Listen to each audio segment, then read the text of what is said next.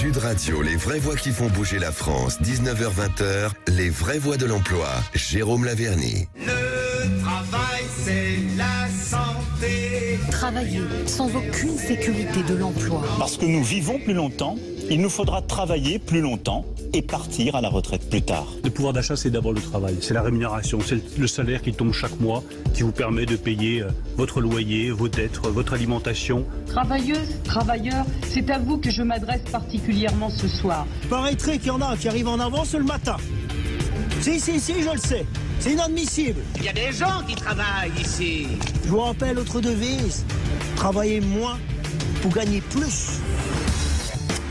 On va pas se cacher, l'emploi est un petit peu fragilisé ces derniers mois, je dirais même ces dernières années, et pourtant les entreprises redoublent de solutions pour recruter, pour former, pour reconvertir les futurs salariés en essayant de les attirer, redoublent d'idées, d'imagination en se disant on va y arriver, on va leur trouver du travail, et à ces salariés de dire on va trouver la bonne entreprise. Jérôme Laverny, bonjour. Bonjour Cécile. Merci d'être avec nous. Vous êtes directeur du réseau national Mission Emploi, et avec nous aujourd'hui 4 invités que je vous laisse présenter, Jérôme. À moins que vous vouliez que je m'en occupe.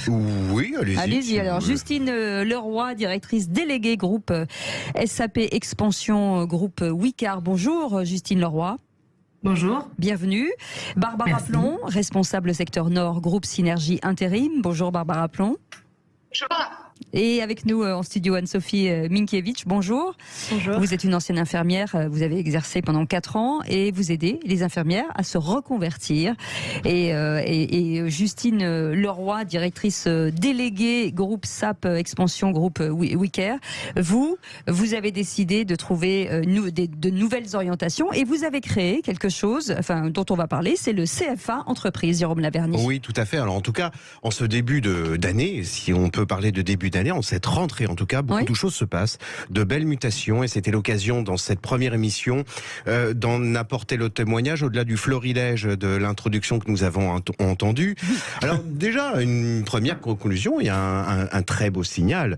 Le secteur de l'emploi alors non pas se féminise, mais Philippe, il est temps de redorer le blason de la masculinité. Quand on voit l'émission de ce soir, c'est pas où sont les femmes, c'est où sont les hommes. Justine Leroy, voilà, Anne-Sophie, de toutes Barbara, les intervenantes, Barbara bien sûr, il n'y a que des intervenantes féminines, donc c'est déjà un premier signal.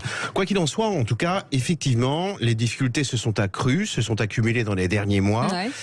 Néanmoins, beaucoup d'entreprises, beaucoup d'initiatives sont là pour y répondre, pour apporter, je disais, des mutations.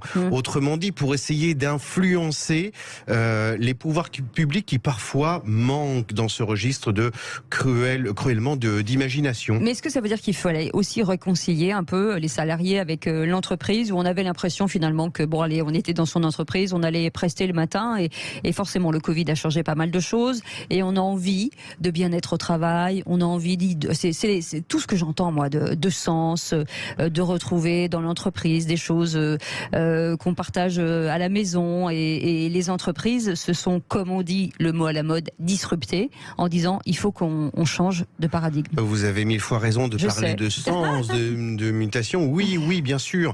Les entreprises essayent d'y répondre.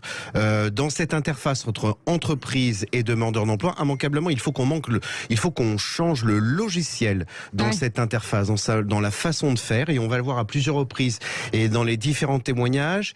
Et gageons peut-être que dans les innovations dont nous allons avoir la description aujourd'hui, il y a peut-être de vieilles recettes qui ressortent, mais cette fois-ci adaptées à la sauce de la modernité de ces dernières semaines. Laissons parler nos témoignages. Et on va commencer avec, donc je le disais, avec Justine, directrice déléguée du groupe SAP Expansion, groupe WeCare. Vous, Justine, vous avez mis en place ce qu'on appelle un CFA d'entreprise, c'est un centre de formation pour les apprentis. Oui, tout à fait. Alors, c'est le groupe WeCare qui a l'initiative de cette création.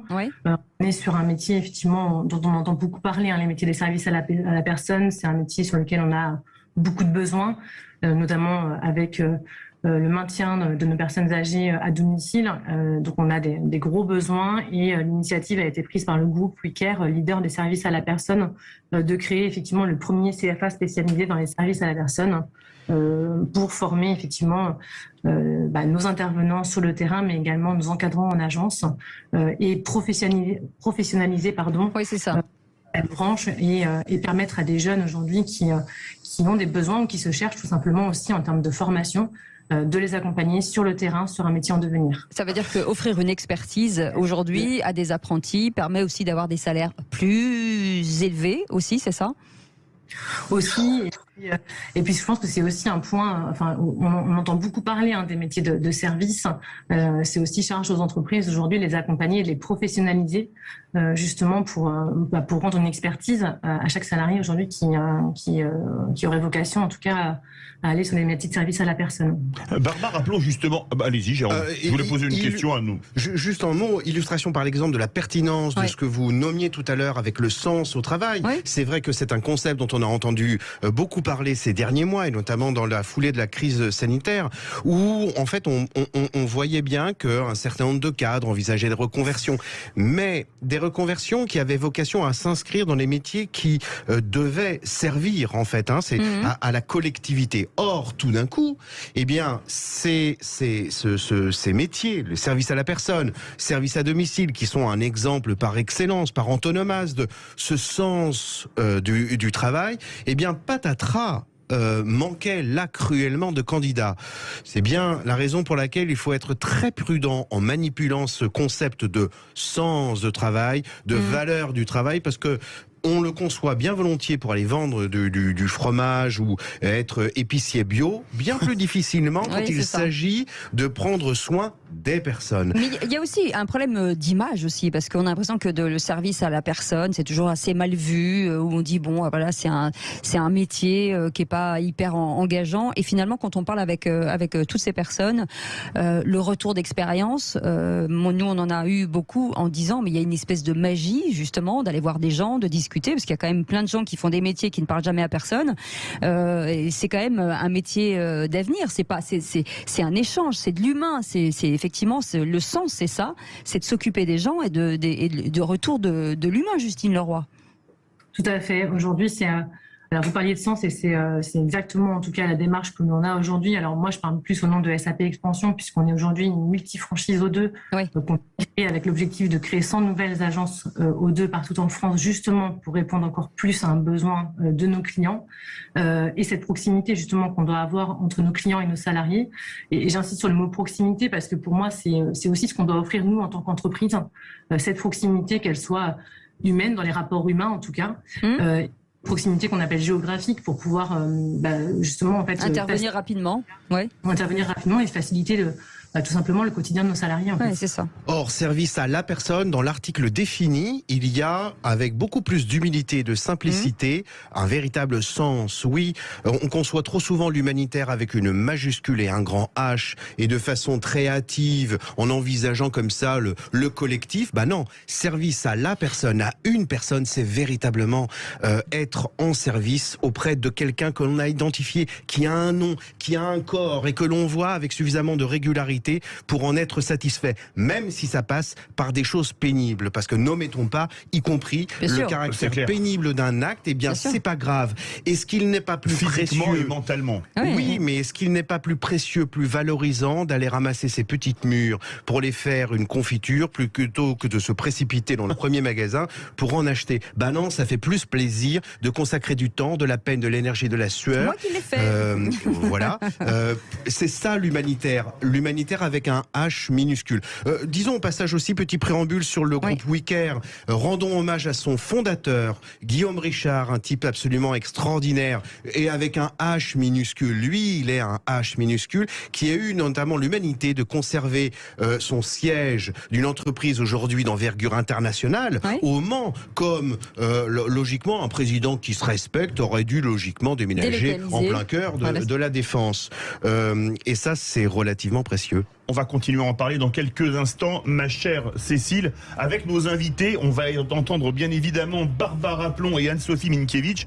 Parce que les services à la personne, elles savent ce que c'est, et c'est un besoin, on le dit, c'est un métier dur, mais Dieu sait, si on pense notamment à nos aînés, on aura, on l'espère pas, peut-être un jour besoin, pour les petits aussi d'ailleurs, on aura peut-être un jour toutes et tous besoin de ces services à la personne, mais pas que. Restez bien avec nous sur Sud Radio. On aime l'emploi, on aime les entreprises, on aime les salariés et on voudrait que tout ce petit monde se marie durablement et trouve des solutions. En tout cas, on va essayer de vous donner des solutions. Les nouveautés de la rentrée de l'emploi. Jérôme Laverny est avec nous. Vous avez notre spécialiste, directeur de réseau national Mission Emploi. Justine Leroy est avec nous, directrice déléguée groupe SAP Expansion, groupe Wicard. Barbara Plon, responsable du secteur Nord, groupe Synergie Intérim. Et Anne-Sophie Mikiewicz, ancienne infirmière qui a exercé pas mal d'années et qui aide justement toutes ces infirmières à se reconvertir, parce que oui, quel que soit l'âge, la reconversion est possible. Barbara Plon, vous êtes responsable du secteur Nord, groupe Synergie Intérim. On parlait de l'humain. Vous avez décidé d'aller les rencontrer. Voilà, tout à fait. Exactement. Aujourd'hui, on est sur un marché de candidats. Les tendances se sont inversées. On a de plus en plus de mal à trouver des candidats, comme beaucoup de professions. Et donc, on a décidé, le groupe Synergie a décidé d'investir dans une petite camionnette, qui est un utilitaire, et qu'on va directement sur les parkings. Vous pouvez dire un minibus, hein, c'est pas grave, ça me va très bien. Oui, dire un minibus, exactement. Exactement. Avec le permis B, ça se conduit, je précise. Et donc, nous allons à la rencontre des demandeurs d'emploi sur les parkings des supermarchés, sur les marchés, partout où il peut y avoir des événements sportifs ou autres. L'idée étant d'approcher le plus de personnes possible et de pouvoir aller en proximité avec les demandeurs d'emploi qui n'ont pas toujours la possibilité de venir auprès des agences, soit par manque de moyens de transport ou parce que effectivement l'essence coûte de plus en plus cher. Et donc on a fait la démarche inverse, d'aller à leur rencontre, de leur proposer de l'emploi, mais pas que, parce qu'on va jusqu'à les former de A à Z. Jérôme Laverny, est-ce que ça veut dire qu'il y a aussi des gens qui n'osent pas peut-être pousser la porte d'un intérim, qui se disent j'y arriverai pas, je sais pas faire un CV, je sais pas, et ce genre d'initiative peut effectivement débloquer des choses. Oui, ça fait partie d'une portion du public, mais dont un acteur de l'emploi pourrait très bien considérer que représentant une part marginale, eh bien tant pis. Là, dans l'aventure, il y a quelque chose d'absolument passionnant. On a longtemps cru, et on croit encore, et j'en veux pour preuve les sites internet des job boards, pour dire les choses plus polément, des sites internet d'emploi en fait. On a longtemps cru qu'il s'agissait de se reposer sur une performance technologique verrouillée avec des algorithmes. Il y a quelques années un projet qui a été construit en partenariat avec le Pôle emploi, où il était question comme ça, au gré d'algorithmes, d'identifier des candidats qui sur un territoire allaient correspondre à une offre. Et non, patatras, ça marche pas. Aucun des sites internet aujourd'hui ne fonctionne. Aucun. Bien sûr qu'il est précieux de les utiliser, parce que leur technologie est relativement précieuse. Mais l'expérience que développe ici Synergie et d'autres acteurs encore apporte une démonstration flagrante. C'est l'innovation de la rentrée. Elle se repose sur la réutilisation, la réexploitation de vieilles recettes. Il faut maintenir l'humain et encore l'humain, quitte à ce qu'un acteur de l'emploi aussi efficace et précieux comme Synergie, fasse la démarche de sortir de ses locaux, de franchir la porte dans l'autre sens et d'aller à la rencontre vieille recette comme Hérode des candidats. C'est le télécrochet. Anne-Sophie Mikiewicz, justement, vous étiez infirmière, vous avez exercé pendant 4 ans, vous avez créé Infirmière Reconversion. C'est difficile de trouver plus un métier dans l'humain qu'infirmière. On sera tous d'accord là-dessus, je pense. Objectivement, oui. On est au cœur du sujet. Et alors, pourquoi les infirmières veulent-elles se reconvertir? Et est-ce qu'elles veulent toutes se reconvertir hors du milieu médical, ou changer, par exemple, devenir médecin, ça existe, ou prendre une autre profession médicale, cadre de santé, etc. Alors la première question du coup, pourquoi elles veulent partir? Très souvent, on dit déjà rétribution financière qui n'est pas à hauteur des responsabilités qu'on leur confie au quotidien.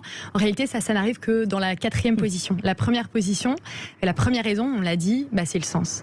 C'est qu'en fait, souvent, on se dit d'emblée, quand on est infirmière, on a un métier qui a du sens. Et je pense que pendant des années, on s'est toujours dit, on sait que les infirmières ou le personnel soignant, c'est dur, il y a les conditions, les moyens, la rétribution financière n'est pas là, mais c'est pas grave. C'est un métier qui a du sens, donc les gens s'y retrouvent.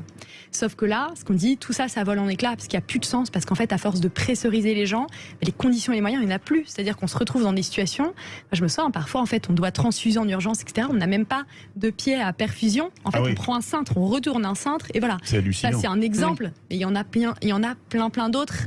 Et voilà, et donc ça, c'est des moyens matériels, mais il y a aussi des moyens humains où parfois, vous arrivez prendre votre poste, on doit être 3, et en fait, il n'y en a qu'une. Bon, en fait, vous n'avez pas le choix. Vous faites le boulot de 3. Exactement, vous n'avez pas le choix de toutes les façons. Les patients, ils n'attendent pas. Donc voilà. Donc en fait, je pense que ce sens-là a été complètement. On s'est dit, il y a du sens. Donc voilà, sous le couvert du sens, on continue, parce que c'est une vocation. En fait, jusqu'au jour où ça explose. Et là, en fait. Et elles vont dans quoi ? C'est-à-dire qu'elles recherchent quoi aujourd'hui ? Alors en fait, très souvent, donc en tout cas quand elles nous contactent, 80% des infirmières qui nous contactent nous disent je ne veux plus être infirmière. Réellement, quand on regarde nos statistiques, après avoir accompagné plus de 300 elles veulent pas passer par exemple de libéral à hôpital ou à clinique ou. Alors souvent, ça déjà avant de nous contacter, elles ont déjà réfléchi à ça. Ce qu'on voit, c'est que même si 80% nous disent je veux faire radicalement autre chose, 80% des infirmières vont rester dans je veux continuer à prendre soin des autres à la fin de notre accompagnement. Donc, ça peut être dans des spécialisations d'infirmières, en passant libéral, anesthésiste, puériculture, etc. Même certaines vont vers le service à la personne, un peu différemment, dans des postes de coordination et de management. Et il y en a aussi d'autres qui vont aller vers d'autres métiers du paramédical. Diète, médecine, la naturopathie, tout ce qui est médecine alternative, complémentaire, médecine douce. Et puis, on a certaines qui ont été tellement dégoûtées, qui disent « j'aime mon métier, mais je ne peux plus ». Et donc là, pour avoir des exemples très concrets, on a reconverti des infirmières qui sont aujourd'hui charcutières, libraires, vitraillistes, voilà, donc enseignants, voilà. De l'infirmière à charcutière, c'est surprenant quand même.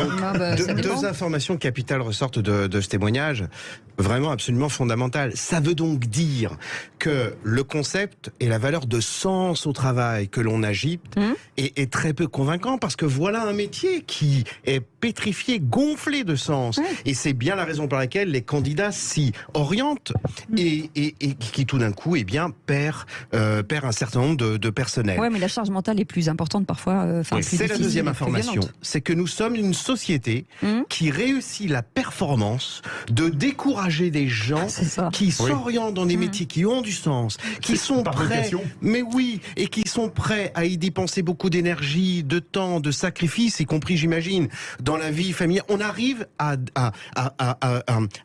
convaincre ces gens-là d'abandonner ce projet initial. C'est dingue. Voilà le sens qu'il faut recouvrer dans notre société.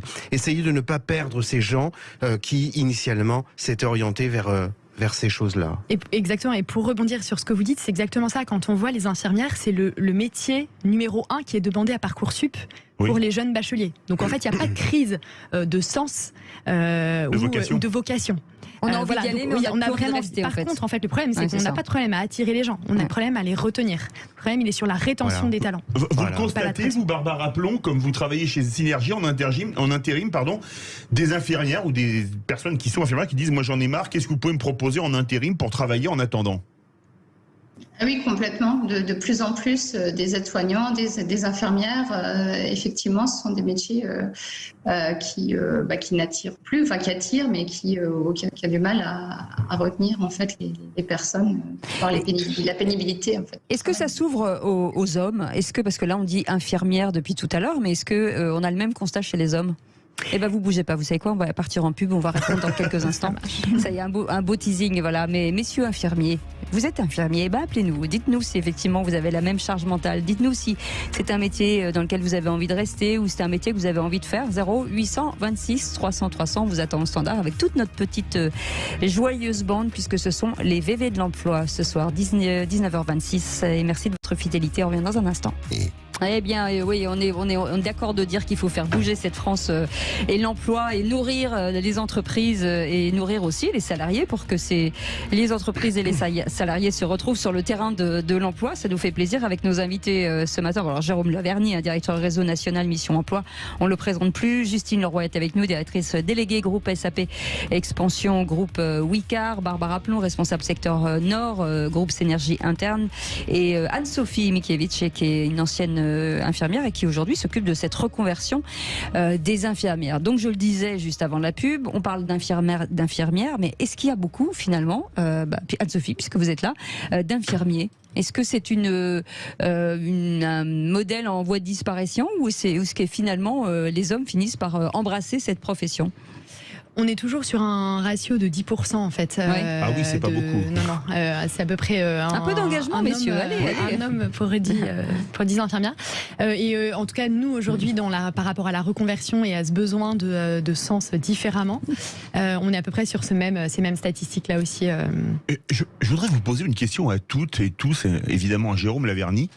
On parle, la préoccupation numéro 1 des Français, c'est le pouvoir d'achat. Et toutes ici, et même vous Jérôme, même vous Cécile, vous dites que ce qui est important avant tout, c'est le sens. Est-ce que c'est pas... Alors non, justement, moi je dis qu'il faut se méfier. Il faut se méfier de cette agitation et ce que l'on met dans le sens du mot sens. Ce que l'on met derrière le mot sens. Parce que l'expérience des infirmiers, l'expérience de WeCare prouve que on met du sens lorsqu'il s'agit de servir la collectivité quand ça va bien, quand l'apparence est au rendez-vous, car nous sommes dans une société de l'apparence. Voilà, tout va bien. Lorsqu'il s'agit de travaux un petit peu plus difficiles, là on s'aperçoit qu'il y a beaucoup moins de candidats. S'agissant du pouvoir d'achat, il faut là aussi peut-être préciser un peu les choses. Plutôt que de pouvoir d'achat, moi je parlerais bien volontiers de reste à vivre. Reste à vivre. Une fois qu'on a payé l'essentiel. Mais oui, tout à fait. C'est pour ça qu'il faut, avec beaucoup plus de pragmatisme, analyser les situations et voir dans quelle région, une fois que la charge fixe a été honorée du loyer, du logement, de l'achat d'un bien immeuble, ce qu'il reste au gré de la rémunération. Et force est de constater qu'aujourd'hui, c'est vrai que nous sommes dans une société où les salaires, la rémunération, ne permet pas de progresser financièrement, d'avoir un reste à vivre suffisamment correct comme l'ont connu nos parents, grands-parents. On va retourner avec Barbara Plon. Barbara, qu'est-ce qu'on vous dit justement quand vous allez sur le terrain on parle de sens, mais il y a plein de gens pour qui ça veut rien dire. Ils veulent juste avoir un métier qui les intéresse, être bien traités et avoir un bon salaire, ou c'est vraiment une idéologie de dire mais moi si je travaille pas dans une ONG, je peux pas travailler. Non, je vous ai fait les deux, je vous ai fait le grand écart. Hein. Au milieu, il y a certainement des choses à dire aussi. Non, alors nous honnêtement, on est peu concernés par les gens qui veulent aller dans les ONG ou qui ont des idées comme ça. Nous, c'est plus des gens effectivement pragmatiques qui ont envie de trouver un emploi, qui ont envie de réussir à gagner leur vie et à survivre, hein, parce que la plupart du temps, malheureusement, c'est ça. Et à faire un métier qui leur plaît, ou c'est d'abord gagner sa vie? C'est ça qui est intéressant. Non, alors nous, on est plutôt sur des gens qui ont vraiment besoin de gagner leur vie. D'accord. Voilà. Après, on est sur une population effectivement d'intérimaires. Alors pour les cadres, c'est différent sans doute, mais en tout cas, nous, pour la population qui nous concerne, d'ouvriers de production, de gens de BTP, etc., d'agents de logistique, c'est plus effectivement l'idée de gagner sa vie, de pouvoir évoluer quand c'est possible. Et aujourd'hui, oui, le sens, il est moins. Enfin, en tout cas, c'est pas ce qui ressort le plus parmi nos candidats. Jérôme, il y a quand même plusieurs mondes. Hein, on est d'accord. Hein, il y a ceux qui ont le choix, ceux qui ont la chance de faire des études, ceux qui, ont parfois l'opportunité de changer, d'évoluer. Et puis il y a les autres. Donc, ça serait bien. Est-ce qu'on peut mettre tout le monde Est-ce qu'on peut arriver un jour à se dire, on va donner les mêmes chances à tout le monde Est-ce que c'est possible? Ça, ce serait la véritable innovation. Utopique. Effectivement, faire en sorte que tout le monde ait suffisamment de chance pour pouvoir la saisir ou pas, d'ailleurs, parce que après tout, il ressort de la vie une part de hasard. Et c'est comme ça. Il y a des gens qui gagnent au loto, d'autres qui ne gagnent pas. Et c'est comme ça. Il faut que ça cesse. Moi, je ne gagne pas. Il faut que ça cesse. Je vous le dis tout de suite. Illustration du poids de l'apparence, y compris sur le marché du travail, sur le marché de l'emploi. Alors, c'est pas très agréable ce que je vais dire, mais en tout cas, moi, j'en suis. Je le dis par conviction et je le dis sincèrement, même si c'est pas très agréable, mais il s'agit à Sud Radio de parler vrai. On a conçu ce concept d'économie sociale et solidaire.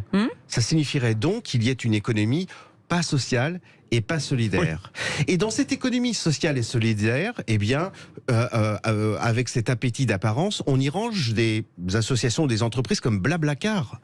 Blablacar qui prend 20% sur un trajet lorsqu'on le facture. C'est ça la solidarité? C'est ça être social et solidaire? Non, c'est simplement une apparence. On est en France, dans une société de l'apparence, où il est de mauvais ton de travailler dans telle entreprise, d'avoir tel métier, et il est de bien meilleur ton de faire autre chose. J'ai une question pour Barbara Plon, notamment. Et là, encore une fois, Société de l'apparence. Et moi, j'en ai une pour Justine Leroy, après. Allez-y.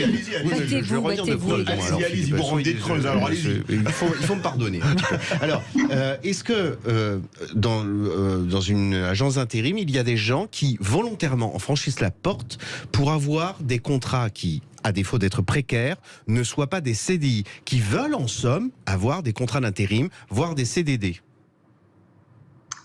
Oui, un grand oui. Alors, bien sûr. Ça, c'est très important, parce que ça veut donc dire que quand un homme politique dit « Regardez, je suis le prochain Messie, je vais faire en sorte que vous ayez tous un CDI », il est à côté de la plaque. Bien sûr. Alors justement, je voulais vous poser une question, Justine Leroy. Jérôme Laverny l'a dit au début de l'émission, votre siège est resté au Mans. Vous allez ouvrir 100 nouvelles agences, notamment en zone rurale. On disait depuis des années que l'avenir de l'emploi, c'était les grandes métropoles. Est-ce qu'on ne s'est pas, une fois de plus, trompé, ou est-ce que le vent ne serait pas en train de tourner? Alors trompé, je ne sais pas, je n'aurais pas la prétention de le dire, mais toujours est-il aujourd'hui effectivement qu'on a à cœur, comme je le disais au début de l'émission, de créer 100 nouvelles agences plutôt sur des zones rurales. Alors oui, effectivement, on n'est pas du tout sur les grandes villes. Et force est de constater que ça arrive quand même plutôt bien, puisque en 3 mois de lancement là, du projet, on a déjà plus de 65 postes de pourvus sur des postes de responsables d'agence. Au vu du contexte recrutement qu'on connaît et sur lequel on parle, c'est plutôt une très belle réussite, en tout cas pour nous, de se dire qu'on a plus de 65 personnes qui vont pouvoir ouvrir une agence O2 prochainement et qui sont déjà pour la plupart rentrées en parcours de formation là à date. En même temps, on comprend, quand on habite en ville, on n'arrête pas de se faire engueuler toute la journée par les automobilistes, on ne sait pas se garer, tout est cher, donc effectivement, la ruralité, il y a un effet confinement. Il faut même payer pour garer son 2 roues depuis aujourd'hui. Oui, depuis aujourd'hui, oui. Tenez, un effet confinement, je ne sais pas, mais c'est vrai qu'aujourd'hui, c'était l'idée qu'on avait au départ quand on a lancé le projet avec Guillaume Richard, de se dire on va aussi cibler des personnes qui, pour X raison, veulent revenir sur des zones connaissent depuis qu'ils sont petits parce qu'ils sont partis vivre en vacances là-bas, parce que c'est un domaine familial, pour vraiment, et ça fonctionne vraiment. On est sur quelle tranche d'âge sur ces modèles-là, par exemple? Est-ce que on a des gens, parce qu'il y a aussi un vrai sujet, c'est les plus de 50 ans, mais c'est quoi? C'est des trentenaires, quarantenaires, cinquantenaires ou plus jeunes? Alors, c'est marrant que vous posiez la question, parce que je me suis posé la question en début de semaine, et aujourd'hui j'ai un écart type dans les âges qui est quand même assez grand, puisque je vais de 22 ans sur ma première responsable d'agence à 55 ans, je crois, 56 ans. Je ne peux pas répondre à votre question dans l'immédiat. Mais ce sont des reconversions? Alors, on est aussi, et ça rejoint ce que je disais aussi tout à l'heure par rapport au CFA et à la capacité en tout cas du groupe, là pour le coup je parle du groupe WeCare et d'O2 à former et à accompagner ses collaborateurs. Et on a des valeurs qui sont fortes aussi dans le rapport de confiance et d'engagement qu'on a avec nos salariés. Ça veut dire qu'aujourd'hui, moi, en tant que patronne, en tout cas des SAP Expansion, j'ai aucun problème à engager des gens que je vais devoir accompagner, mais je le sais, c'est le deal, mais qui en face vont pouvoir et s'investir et s'éclater quelque part dans la découverte d'un nouvel emploi. J'adore entendre ça. Et sur le fait que l'entreprise en face, elle les accompagne. Et c'est l'engagement. C'est un engagement mutuel. Que de belles surprises nous réserve cette rentrée. Entendons bien le message là. Là où nous sommes dans une ère où on ferme des hôpitaux, on ferme des services publics pour les concentrer, et on nous explique que c'est à raison d'une meilleure rentabilité, eh bien, on voit des entreprises qui, elles, éclatent, atomisent leur activité, y compris jusqu'à reculer en zone rurale, pour pouvoir être au service de la population. C'est complètement dingue, mais après tout, ce ne sera pas la première fois que l'innovation aura peut-être été portée par des initiatives privées, particulières ou d'entreprises. Souvent, et espérons, sera le guide de ce qui sera suivi par les pouvoirs publics après. Justement, Anne-Sophie Minkiewicz, vous êtes spécialisée en la reconversion. On parlait de l'âge de la reconversion avec Justine Leroy. C'est quoi l'âge moyen? Alors, je vous demande pas 43 ans et 2 mois, il n'y a pas de souci, comme pour se reconvertir pour les infirmières ou les futures ex-infirmières. Oui, malheureusement, je pense un peu la même réponse, c'est qu'on a vraiment tous les âges. On a des infirmières qui ont 2 mois de diplôme, 2 ans. qui sont toutes jeunes en fait et ils se prennent une claque et qui réalisent que en fait elles ont choisi ce métier, elles l'aiment, mais les conditions et les moyens qu'on leur donne pour l'exercer sur le terrain font qu'elles ne peuvent plus. Elles ne peuvent déjà pas et donc elles ont déjà une grande crise existentielle, en tout cas professionnellement, à gérer et à assumer au bout de 2 mois, 2 ans de diplôme. Mais est-ce que ça s'accélère là? Est-ce que c'est un phénomène qu'on connaît depuis 10 ans ou est-ce que là c'est depuis 2-3 ans, c'est quelque chose qui s'accélère vraiment? Oui, donc je pense que la reconversion et l'espérance de vie, de carrière d'une infirmière est quand même depuis toujours a été assez courte. On parle de 3 ans ou 10 ans en fonction des sources et des zones géographiques. Mais là effectivement ça s'accélère et surtout en fait ce qu'on voit c'est que le personnel soignant se l'autorise. Avant, c'était un métier, c'est la religieuse, c'était de la vocation, donc c'était un peu marche et tais-toi. On y rentrait comme au couvent ou au monastère. Exactement, en tout cas culturellement, dans l'histoire de la profession, c'était vraiment ça. Aujourd'hui, depuis le Covid, on a mis les rétroprojecteurs sur les infirmières, donc on les a applaudis et puis on leur a donné le micro pour s'exprimer. Et aujourd'hui, elles ont plus peur de dire je n'en peux plus. Voilà. Donc je pense qu'elles se l'autorisent. Et il y a encore, on en voit beaucoup, des infirmières qu'on accompagne qui ont un énorme sentiment de culpabilité et de sentiment de se dire je suis en train de quitter le navire. Voilà. Mais est-ce que toutes ces jeunes femmes qui sont quand même, on sent, limite du burn-out à un moment donné, est-ce qu'il faut les aider aussi psychologiquement ou est-ce qu'elles sont un peu bousculées mais ça va, elles sont prêtes à repartir dans un autre métier ou ce sont des gens quand même très fragiles? Alors, ça dépend. Nous, on fait justement un diagnostic au début téléphonique pour évaluer cet état-là. Et donc, on travaille avec des associations qui sont spécialisées pour le personnel soignant. Et quand on est dans des phases très avancées de burn-out, d'épuisement professionnel, là, on n'accompagne pas professionnellement. Parce que professionnellement, pour se reconvertir, il faut être capable de se projeter dans le futur et dans l'après. Et donc là, il faut être physiquement, psychologiquement prêt à ça. Voilà. Donc, je pense que ça, c'est quand on a franchi déjà le cap d'après. Justement, comment vous les accompagnez? On les accompagne, donc c'est des bilans de compétences qu'on organise sur 2 ou 3 mois, qui sont éligibles au CPF. Donc quand je dis ça, c'est super important parce que quand on sait le salaire moyen d'une infirmière, même s'il y a eu le Ségur, mais le salaire d'une infirmière est quand même relativement faible par rapport à ses responsabilités. Donc le fait que ça soit le CPF, aujourd'hui, ça veut dire que 99% des infirmières qu'on accompagne payent 0. Voilà. Donc ça, c'est déjà, je trouve, génial pour elles. Et donc ce sont des programmes qu'on organise sur 2 ou 3 mois où on va les accompagner de je vais définir qu'est-ce que je veux plus jamais revivre dans un travail et pourquoi, qu'est-ce qui est fondamental pour moi, quels sont mes besoins professionnellement, personnellement, en tant que femme ou en tant qu'homme, etc., jusqu'à l'élaboration d'un nouveau projet professionnel. Et on les accompagne sur CV, lettre de motivation, jusqu'à la mise en emploi. Justement, Jérôme Laverny, est-ce que ce serait pas, alors vous allez me dire non, pas d'obligation, obligatoire. Est-ce qu'on ne devrait pas faire un bilan de compétences obligatoire, ce qui permettrait à des gens de savoir où ils en sont, de se dire, je suis peut-être plus capé que je ne le pense, je suis peut-être pas dans mon bon service ou dans mon bon truc, voilà. Est-ce qu'il ne faudrait pas obliger peut-être une population au bout de 5 ans, 10 ans de dire voilà, parce que ça se fait dans les grandes entreprises, mais quand vous n'êtes pas dans une grande entreprise, vous n'avez pas accès à tout ça et vous savez pas à qui demander, et je trouverais ça génial. En tout cas, à défaut d'un bilan de compétences ou au-delà d'un bilan de compétences, il faut voir, et on le disait en introduction, Cécile, complètement la méthodologie de l'accompagnement d'un demandeur d'emploi. Il ne faut pas que les services de l'emploi soient des réceptacles, soient des caisses enregistreuses de projets professionnels. Ouais, mais on a l'impression d'être puni quand on va chercher du travail. Quel est votre projet professionnel? C'est plus comme ça qu'il faut fonctionner. Il faut au contraire considérer qu'on a en face de soi, avec une personne, un roman dont des premiers chapitres ont été écrits et dont il convient, en tant que professionnel, en tant qu'acteur de l'emploi, d'aider à demain d'écrire les chapitres suivants. Autrement dit, d'avoir un pouvoir de suggestion. Voilà ce que vous voulez faire, voilà ce que vous pouvez faire, mais il y a telle réalité, voilà ce que je vous conseille. Une personne ne peut pas connaître tous les métiers, c'est impossible, c'est infaisable. Même nous-mêmes, acteurs de l'emploi, on ne peut pas tous les connaître. Ce qui veut donc dire qu'il faut changer cette méthode qui consiste à dire à quelqu'un quel est votre projet professionnel, que voulez-vous faire, hélas dans la vie on ne fait pas tout ce que l'on veut, qu'est-ce que vous aimez faire, en confondant ce qui est aimable et le professionnel. C'est là que se situe la catastrophe, parce que je me sers souvent de cet exemple. Le Carglass recrute des techniciens vitrage. Est-ce que quelqu'un va venir franchir les portes d'une agence d'intérim un jour en disant par exemple, écoutez, moi mon projet professionnel, j'en ai un complètement établi, depuis que je suis tout petit, j'adore les vitres, j'adore les pare-brises. Alors moi je les casse, je les répare, mes parents m'en offraient à Noël, c'était formidable. Donc je vais être technicien de drôle de parents. Drôle de parents. Voilà. Non, ça marche pas comme ça.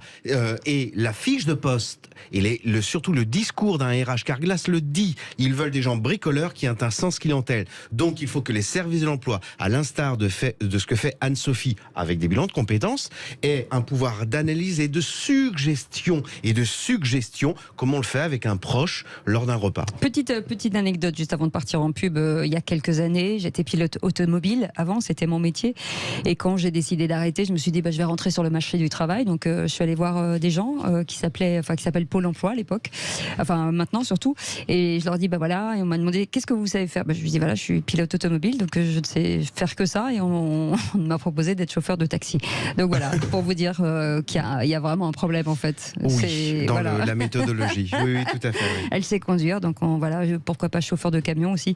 En tout cas, vous restez avec nous 0826 300 300. Vous avez envie de partager votre expérience. On ira sur le terrain justement avec une jeune femme qui est dans le bus, dans ce magnifique bus qui permet à d'autres personnes de pouvoir avoir accès peut-être à des offres d'emploi. En tout cas, qui s'engagent sur le terrain. Ce sont les vraies voies de l'emploi avec Jérôme Laverny et bien sûr Philippe David et toutes nos invités EES, parce qu'on n'a que des filles et c'est plutôt pas mal, je trouve. Allez, à tout de suite.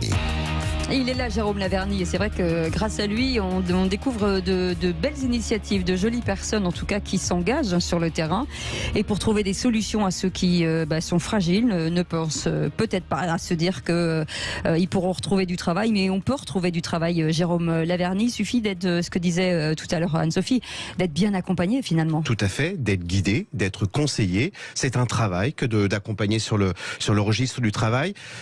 Juste une chose, par exemple, on n'a jamais su, nous, services publics, enfin les services publics d'une manière générale, lire le message, car il y a un message qui est contenu dans le succès des agences d'intérim comme Synergie, qui remporte parfois le marché de recrutement de services publics. Synergie a accompagné la marine dans le recrutement des soldats du rang. C'est juste dingue.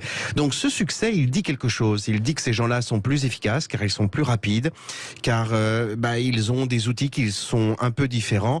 L'humilité voudrait au moins que les pouvoirs publics s'accordent un peu, leur violon avec ces techniques comme celle de cabinets comme celui ou d'entreprises comme celle qu'a créée Anne-Sophie pour orienter, guider les gens, non pas tant seulement en se bornant à leur dire que voulez-vous faire de façon flatteuse, hâtive, facile et vraiment improductive, mais en disant tiens, j'ai devant moi quelqu'un, comment je peux me projeter à sa place pour, au vu de la réalité de ce qui existe sur le marché du travail, avoir la possibilité de le conseiller vers telle chose ou de le déconseiller. Il faut aussi avoir le courage de dire à quelqu'un non. Tu n'es pas fait pour ça. Non, voilà, c'est ça. Il faut avoir ce courage-là. Ouais. C'est clair. Barbara, rappelons justement avec votre camion qui arbore les routes du nord de la France, c'est un peu si tu ne vas pas à la Gardère ira à toi. Donc là, vous allez chercher l'accompagnement. Comment ça se passe ? Eh bien, ça se passe où on démarche de façon un peu agressive, entre guillemets, parce qu'on va vraiment les chercher là où ils sont, sur les parkings ou sur les places de marché, en leur demandant s'ils recherchent un emploi. Il y a eu pas mal de communication sur les réseaux, donc les gens sont aussi venus à nous. Alors, ce qui a suscité l'intérêt, c'était la possibilité justement de pouvoir créer des vocations ou de reconvertir des personnes, puisqu'à la base, on peut tout à fait de partir de A à Z. Donc, quelqu'un qui a un profil lambda ou qui n'a pas forcément d'expérience dans un domaine, lui proposer une formation pour l'accompagner dans son parcours professionnel et le faire évoluer sur un poste quel qu'il soit en fonction de ses capacités dont on aura pu échanger avec eux. Ouais. Aujourd'hui, ce qui compte vraiment, vraiment pour nous, c'est le savoir-être. C'est ce que demandent tous nos clients et c'est ce qu'on va rechercher sur nos candidats. Donc aujourd'hui, tout le monde peut retrouver un emploi tant qu'il a le savoir-être, à savoir se lever le matin pour aller travailler, avoir l'envie. Et ça, c'est vraiment le moteur qui nous manque malheureusement aujourd'hui. Si on peut donner un conseil, si j'imagine que vous donnez des conseils aussi sur le terrain, le conseil finalement c'est de dire quoi? Parce que certains disent au début, enfin il y a des années on me disait voilà, faut mettre un costume, une cravate. C'est vrai que le recrutement a un peu changé. C'est plutôt que de répondre à des questions, certains disent essayez de rentrer dans une conversation, essayez de créer un lien avec la personne qui vous sonde, essayez de voilà. Et si on avait des bons conseils à donner, mais des vrais bons conseils à donner, ce serait quoi? Aujourd'hui, on est sur les soft skills essentiellement. Donc, ce qu'on conseille, c'est venez... sur les compétences, hein, oui, c'est ça. Oui, sur les compétences, effectivement. Et sur, comme je vous le disais tout à l'heure, vraiment le savoir-être. Donc, pour paraphraser la publicité, j'ai envie de vous dire, venez comme vous êtes, le plus naturellement possible. On a organisé des opérations job dating autour du sport. On a pas mal travaillé avec la Ligue d'athlétisme pour faire passer des entretiens à des demandeurs d'emploi qui faisaient du sport le matin. Et justement, à travers la pratique du sport, on pouvait identifier chez eux les fameuses compétences dont on parlait, à savoir qui a l'esprit d'équipe, qui va savoir suivre le groupe, qui va savoir prendre des initiatives. Et c'est ça aujourd'hui qu'on va proposer à nos clients. Donc vraiment... c'est sympa, c'est hyper sympa, je trouve. Voilà. Exactement. Et là, pour le coup, on est dans le naturel. Exactement, dans le naturel, et c'est vraiment le caractère des personnes, la volonté qu'ils vont avoir à travailler et à s'intégrer dans une entreprise qui va faire la différence. Donc on est capable aujourd'hui d'aller chercher des demandeurs d'emploi très éloignés de l'emploi, et ce qui n'était pas forcément le cas auparavant. Il y a aussi les conseillers en évolution professionnelle, Jérôme Laverny. Oui, alors oui, et puis il y a des chargés de mission, création d'entreprise, des chargés de mission. C'est un peu ronflant tout ça. Hein. Oui, non, voilà. Mais ça existe. Oui, bien sûr, mais qu'est-ce qu'on met derrière? Quelle est la méthodologie derrière? Déjà, juste chose simple, tâchons de faire en sorte que les professeurs, puisqu'il est question de former les professeurs en 4 jours, montre en main. Il paraît que ce serait 5. Génial. Alors, mettons dans le 5e jour, pour créer le monde, mettons dans le 5e jour, un petit module d'orientation. Il faut pas oublier que nos professeurs, un jour, vont prendre, si ce n'est une décision définitive, mais vont accompagner pour le coup des enfants et leurs parents pour pouvoir se projeter dans l'avenir et l'orientation. Les professeurs aujourd'hui ne sont pas formés là-dessus. C'est juste dingue. Et ce n'est pas de leur faute. On ne peut pas tout savoir, on ne peut pas connaître toutes les filières. Et cette formation, elle ne doit pas tenir à savoir où sont les établissements qui forment sur le bac pro bidule ou le BTS machin. Non. C'est savoir quelle est la réalité en termes de marché du travail qui se cache Jérôme, derrière. Attendez, soyons clairs, et à un moment donné, il faut s'informer aussi, parce que l'évolution, la société change, elle évolue, il y a des nouveaux métiers. C'est quand vous vous occupez, et quand vous vous occupez d'enfants et de jeunes, c'est aussi votre savoir et l'apprentissage de regarder ce qui se passe autour pour pouvoir orienter. On peut pas dire moi je sais pas. Il faut aussi s'informer. Si personne ne sort de son périmètre, on va pas s'en sortir en fait. Oui, c'est vrai, mais de la même façon que lorsque l'on rentre dans incriminer personne, mais non, bien sûr, mais de la même façon que lorsque l'on rentre dans une pharmacie, il est précieux de ne pas se borner à une automédication sur la base de consultations internet, parce que les professionnels qui sont là pour conseiller, de la même façon, il y a quand même tout un tas de données qui peuvent être précieuses, et en tout cas sur lesquelles il serait précieux de former les professeurs, même de façon relativement légère, mais au moins qui puissent permettre d'être un premier palier de conseils, et de vrais conseils, et de surtout qui ne se bornent pas à dire qu'est-ce que tu aimes faire, parce que ça, c'est mensonger et assassin. Et l'immersion, c'est-à-dire que l'immersion de se dire, voilà, on a 40 ans ou 30 ans ou 40 ans, parce que c'est un autre sujet, ou 50 ans, de se dire, voilà, pendant 2 mois, on va aller travailler avec quelqu'un et on va découvrir je vais être obligé de recommencer encore des compliments absolument flatteurs, Cécile. Alors là, vous soulevez un chapitre absolument passionnant, celui de la formation en situation de travail. Il faudra qu'on en reparle, parce que ça, c'est une piste, puisqu'il est question d'innovation, absolument passionnante pour les mois et les années à venir. Et ben voilà, ça c'est une. Je vous remercie d'avoir dit que j'étais passionnante. J'adore l'idée. Merci beaucoup, Jérôme Laverny, directeur réseau national Mission Emploi. Un petit mot, parce que là, oui, il était question un temps de se guider par la lecture des étoiles, et donc des gens qui ont des fabuleux destins. On en a parlé un petit peu aujourd'hui. On en a fait parler au micro à vos librairies, Les Magiciens d'Alexandre Jardin, dans 2 jours. Il faut surtout ne pas louper la lecture de cet ouvrage. Voilà, et moi je vais parlé des magiciennes. Donc Justine Leroy, directrice déléguée, groupe SAP Expansion, groupe Wicard. Merci beaucoup d'avoir été avec nous. Barbara Plon, responsable secteur Nord, groupe Synergie Intérim. Merci beaucoup. Et Anne-Sophie Minkiewicz, merci beaucoup justement sur cette reconversion. Rappelez-nous le nom de votre entreprise. Infirmière reconversion. Voilà, c'est classique. Infirmière reconversion. Merci beaucoup d'avoir éclairé en tout cas le destin de, j'espère, beaucoup de gens aujourd'hui dans Les Vraies Voix. On se retrouve demain matin avec Philippe David. En attendant, demain soir, après-midi. Ah oui, demain soir. C'est vrai que j'arrête de faire le matin, moi. Je veux demain matin. Est-ce que ça pousse derrière? Yvan Cujus, vous êtes avec nous? Mais bonsoir, oui. Yvan. Moi, ça fait 8 ans que je fais le soir, donc je peux jamais me tromper. Non, je n'arrive jamais le matin. Moi, c'est toujours le soir. Et j'ai envie de dire, vous êtes frais comme une rose. Oui, c'est joli. C'est joli, oui. c'est rose. Elle est à côté de moi. Bah oui, mais c'est pour ça que je dis ça. Bonjour Rose. Elle est lumineuse, Rose. Elle est là.